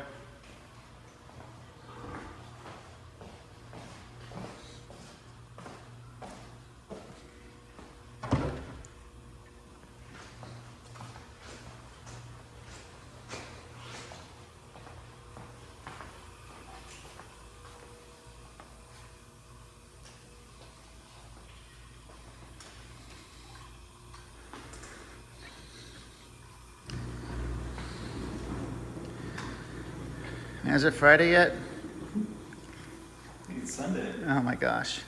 Time and a half, right? I think we got tomorrow. You got tomorrow off. I don't. Is there one tomorrow for you? I don't know. I think it's Brittany and Cameron too, doing their thing in Placerville.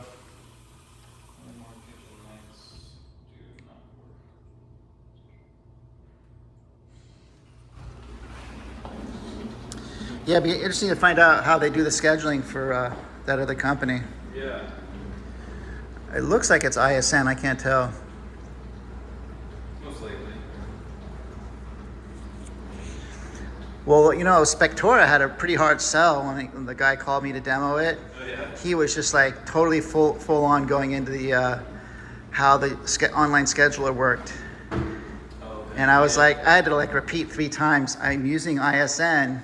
Well, then when you get your scheduler system set up through us, and I'm like, I'm using ISN. And so I could tell he had a whole pitch of basically getting everybody to sign up with their whole system. Yeah, from the beginning.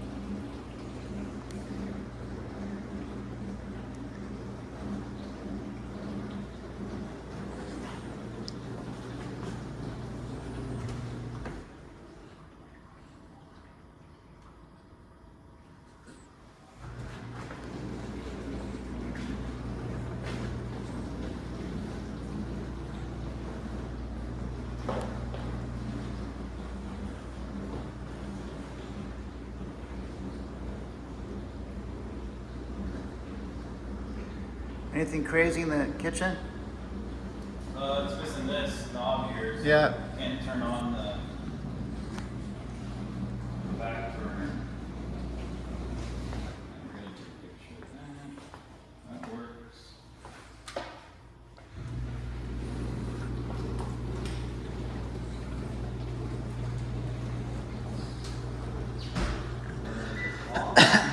Double lock.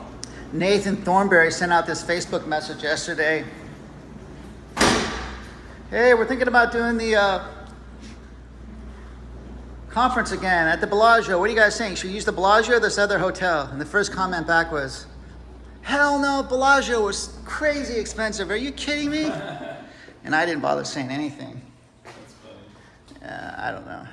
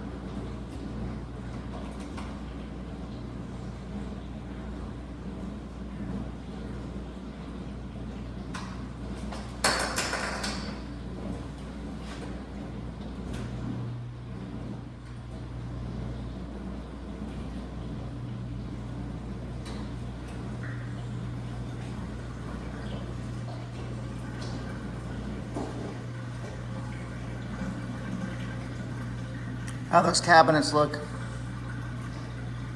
The outside they look good.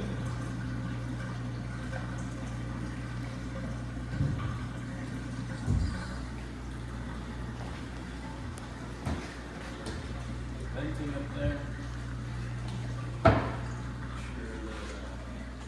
there. Ooh, my favorite part of the whole day. Pretty lights. There we go. Still can't believe you didn't give me an Anachi tester. Oh my God. I guess next year at the Bellagio. Yeah, I ain't gonna. I think the next one I have on my list is the Los Banos Home Inspectors. Motel 6. Motel 6, in and out. Yeah, exactly. Can't go wrong with in and out.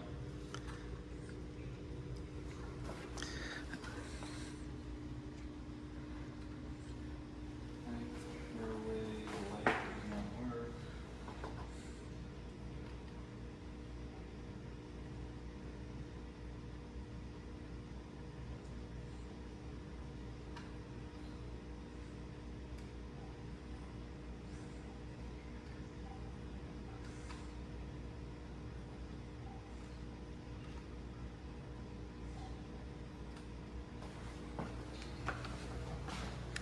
We've got the handy dandy tester.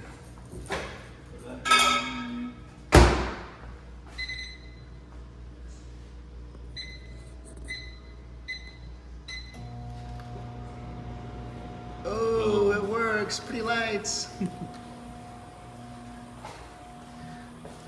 Okay, I'm gonna go run around upstairs, make sure everything's turned off.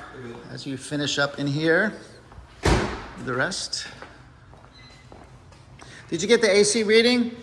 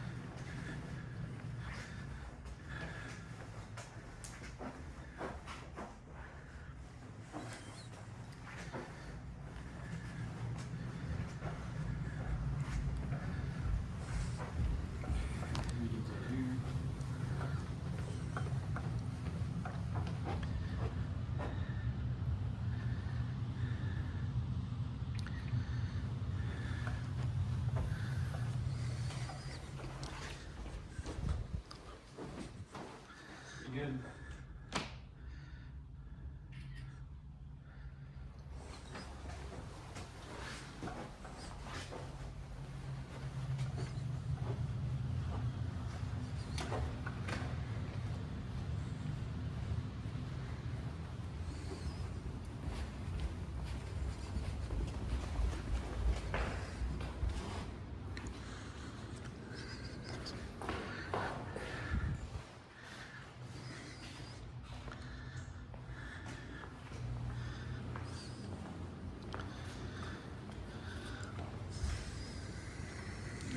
All right. Kitchen's all done? The dishwasher's still on, so we'll turn that on. You get this bathroom over here, is all good? Actually, we didn't have that. Yeah, I know. One of those sneaky Harry Potter bathrooms. Smart though, they left a roll of toilet paper there though.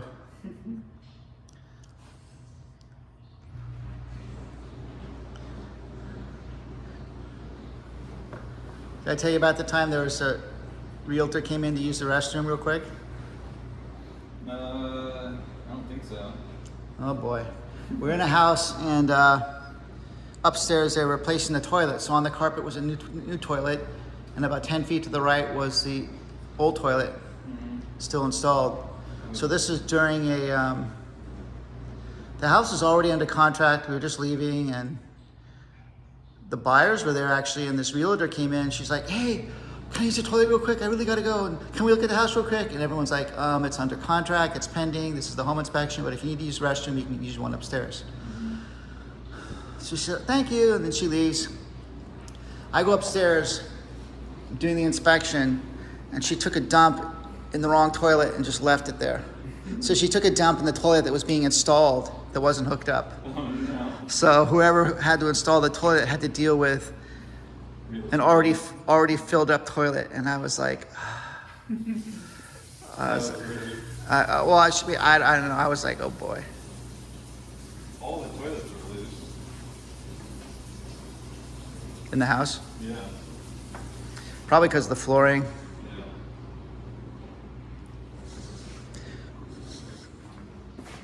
So you see those pipes coming out. I guess there's only copper.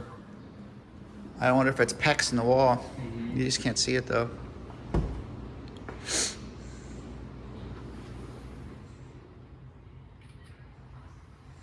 I'm gonna go check and see what the AC sounds like real quick.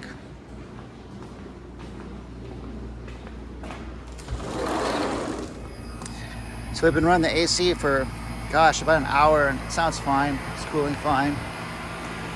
So some people say this is overkill, but that's how I like to test it. Leave it running for a long time. And then definitely you get a functional idea of how the AC is working. Sounds quiet too. I've had some ACs that run for like 15 minutes and they just seize up. You're not going to find that if you just run it for 15 minutes or 5 minutes. So I'm turning the AC off. It all sounds good.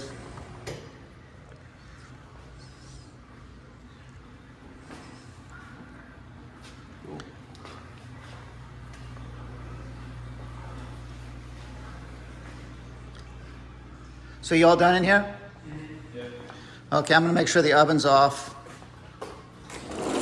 Lock this back door with its specially handy dandy locker.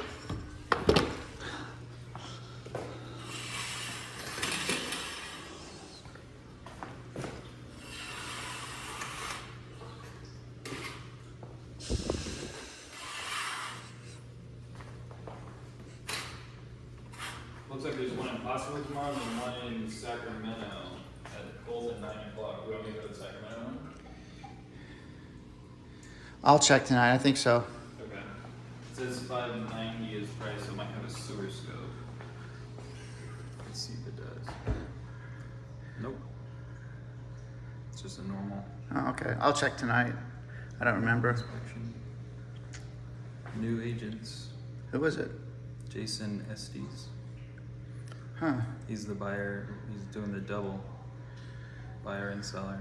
Yeah, I think there's some guy that texted me today about changing it to a different time because of it wasn't good for the seller. So it might be, the time might change on that. Okay. Yeah, just let me know. Okay, I'll text you. You should see it update too. Okay. Cool. Oven's off. Dishwasher's off. Doors are locked. All right, let's go outside and do a recap for everybody. Plus, I'm sure there'll be additional information in the report.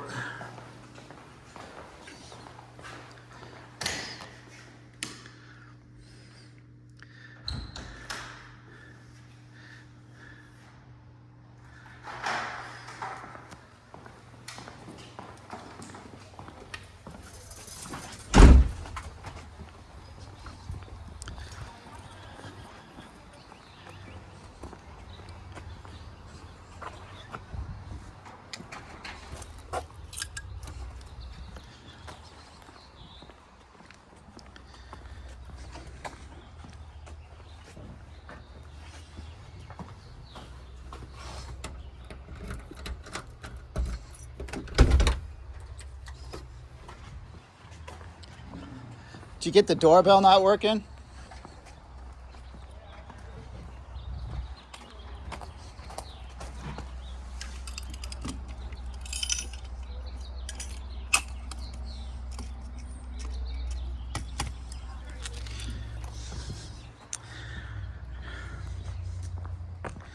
Did you get the doorbell? Doorbell's not working. Oh, it's not? Yeah. We need to put a comment. I need to put a comment in there for that too. Oh, there isn't one? Not in the new one? I didn't transfer that one over. Okay. Let me go take a picture of it. Okay. It's easy to miss that doorbell to the left of the... Yeah, exactly. Yeah, it'll be interesting to see what, is it Doug's? No. The guy from the other company, what his form sets are like. Yeah, then. Yeah. Let's see, we want to put that in. Interior. It's electrical.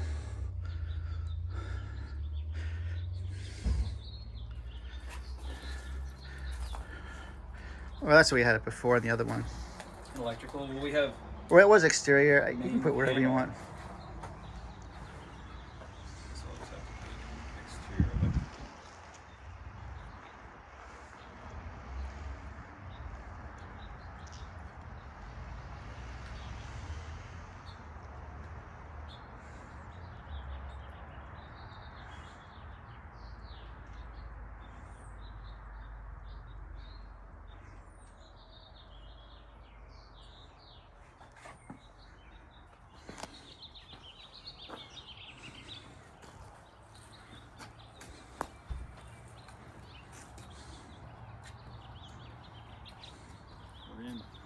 Beautiful. Good catch.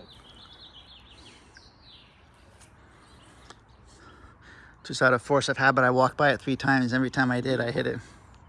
That is a good habit to have. On this one, it has like this button down Yeah. here.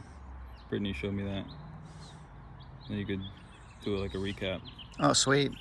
So we got some uneven slabs on the walkways, so those are tripping hazards. We got trim the tree away from the house over there.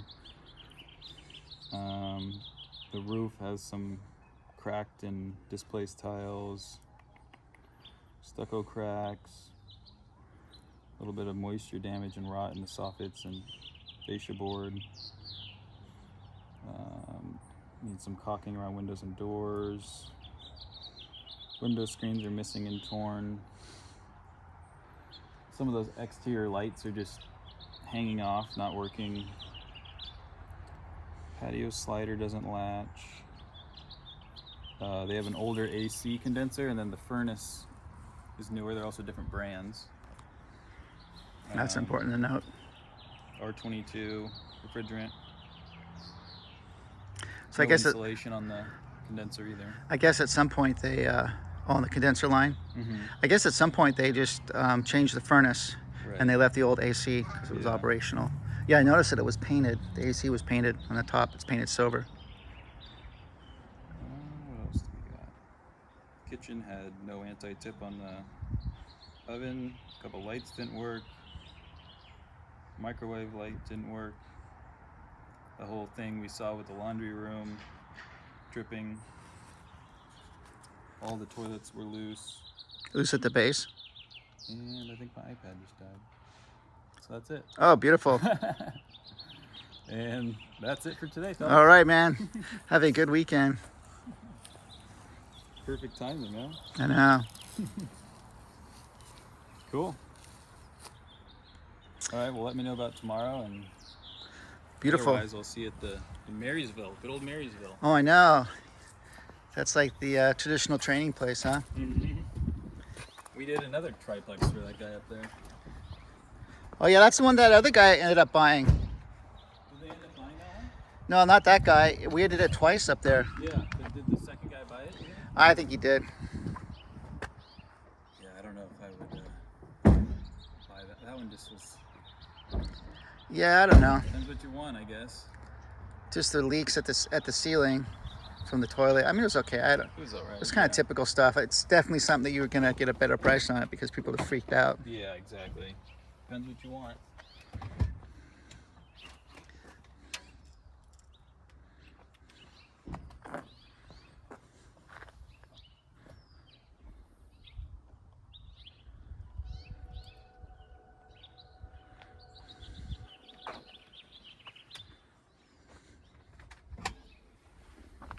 Got hot coffee after the inspection. Oh my gosh.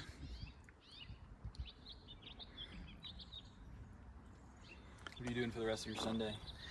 I don't know. Go home. I got to make some strategy to have our family meeting tonight to deal with my kids who don't feel like doing dishes. So Family meeting. yeah, we'll see. Maybe take them to Taco Bell and have a little discussion on chores and consequences of not doing chores. That's about it. Are you a type of parent who grounds your kids sometimes? Ground them. Not really. Just taking out the internet router and putting it in my car for a few days generally cleans everything up fairly quickly. That's the problem with us millennials. Yeah, I don't know if it's the millennials or the millennials' parents are just idiots. Well, yeah, I guess they didn't grow up with it, so you guys don't have the same addiction. No, I mean the whole concept of disciplining children. I think it's Oh. whenever I hear parents complain that their children are spoiled, I'm like, well, who's their parent? Yeah, you know. That should be our new inspection vehicle. I know. Only thing is the ladder.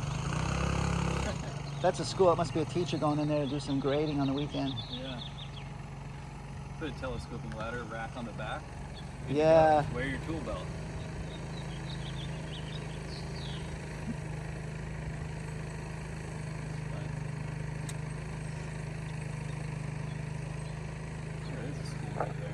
I know. I was noticing that. It's pretty interesting. That'd be cool. As a kid, live right here. We're almost Off the fence we're is we're cool. about a quarter mile from school, so my kids can get up at like 8 o'clock and make an 8:15 class. Nice. Remember one time we came in here doing an inspection, Yeah. and it was right at 9 o'clock inspection. Yeah. I hit the school traffic. So Oh man. Sometimes it's like you get up there and it's like you just know you shouldn't have gone that way. That's the one Yeah. time you should have followed your GPS tracking that told Yeah, you to go to a exactly. different location. damn it.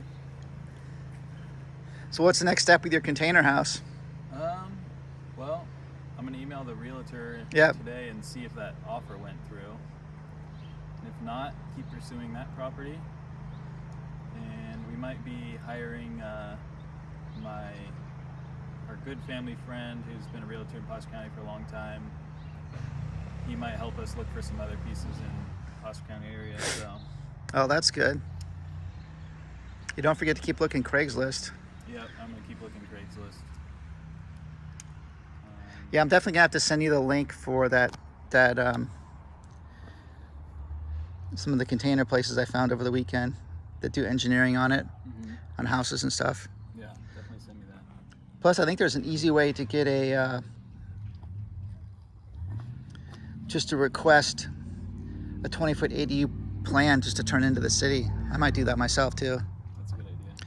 But I think the main thing for me is going to be putting up the security screen. Is that what it is? For the wall, for the fence. Oh yeah. Fencing. It's Security fence. yes. No, you told me it wasn't a fence. It was a security. Yeah. So set that up. So then they can't see back there, and then I can put a 20-foot shipping container and just convert it over. You got driving slippers? No, I don't. I'm not. I'm driving. Wow, you have driving slippers. Wow, professional home inspection guy. You'd like that one. Yeah, I got to start working on my sewer cam stuff because you're going to be gone in Vail. Yeah, on the next one, we just do it together. And I got to use just my one camera. Yeah. You can use your camera and I'll use mine because I got a different one. Gotta figure out how to do the recording on that and all that. Yeah, everything. Oh yeah, another thing I was gonna say is I need to come up with a new process to get the sewer reports up and sent, because a sewer report takes me like more than twice as long to do than a normal home inspection report. What? Yeah. Why? Just because. So I record Yeah.